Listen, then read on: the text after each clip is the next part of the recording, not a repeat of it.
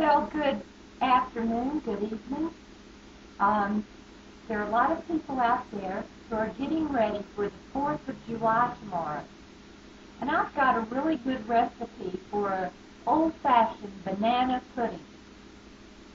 Let me show you the ingredients that I have.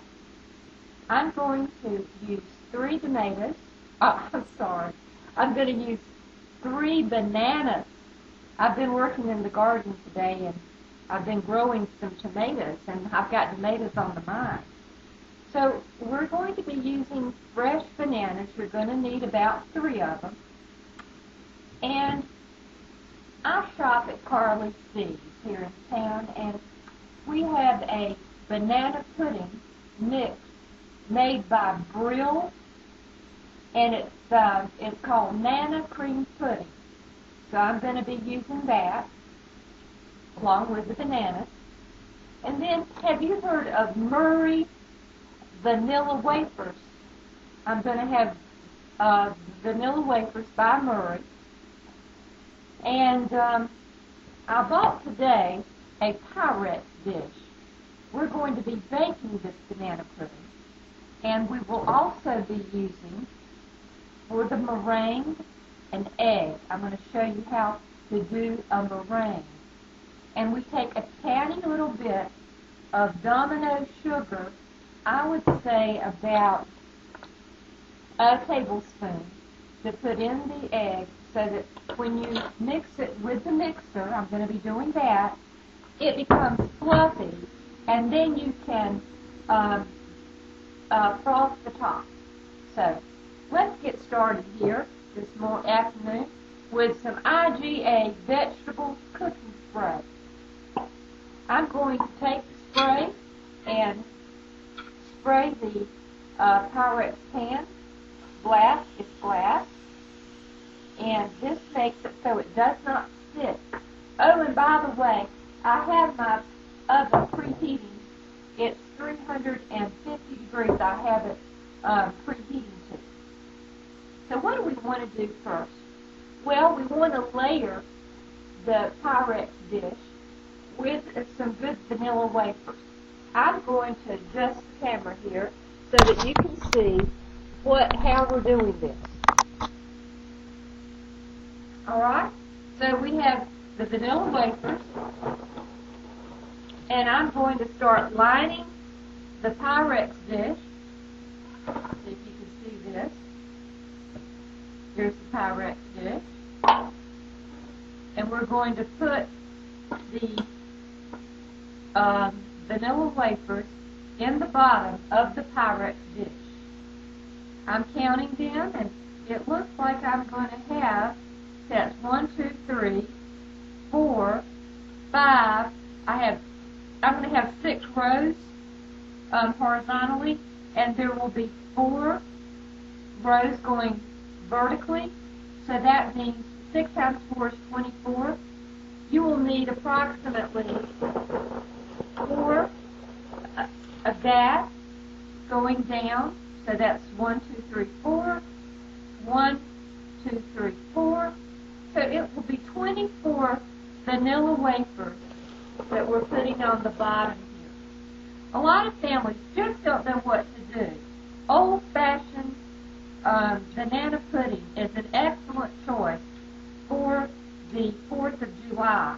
And it's interesting that we have 4, if my math teacher was here, she would, the 4th of July, we have 4 vanilla wafers going vertically, and 6 times 4 is 24. So that's how many wafers are in here. All right. So next, we're going to get the Brill. This is called Brill Nanna pudding from the IGA, and we're going to cut this open. It has a place here, there with the timer on the oven.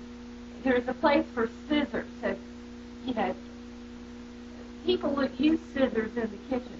We're going to cut that catty corner, and then it will go, you know, like a funnel when you start to fill the pan, and that's what I'm going to do. I'm going to go horizontal on each side, and we're going to make this banana pudding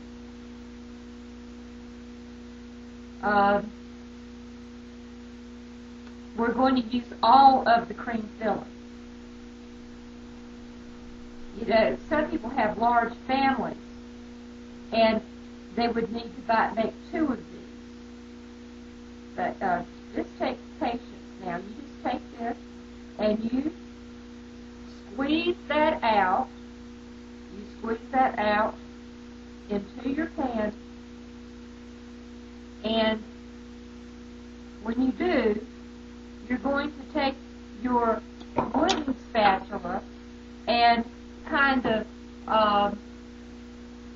what you see what I'm doing? I'm spreading it. I'm spreading this out over the vanilla wafers. That's what I'm doing. I'm spreading it out over the vanilla wafers so that all of the vanilla wafers are covered. Okay? All of the vanilla wafers are covered. Just like that.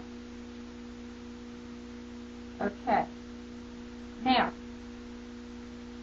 the next thing that we need to do is put another layer on top of that layer of vanilla wafers. So, let's go kind of fast now because I know I don't have much time to do this. But we're going to put some more vanilla wafers on top of what we have, and then I saved a little bit of the Brill cream filling to put on top of that. Now, it doesn't stop there.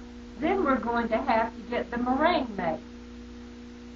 And I'll tell you an old-fashioned secret. Here is a spice that you may have in your cupboard that will do well on this. I'm going to get it right now, and I'll be right back.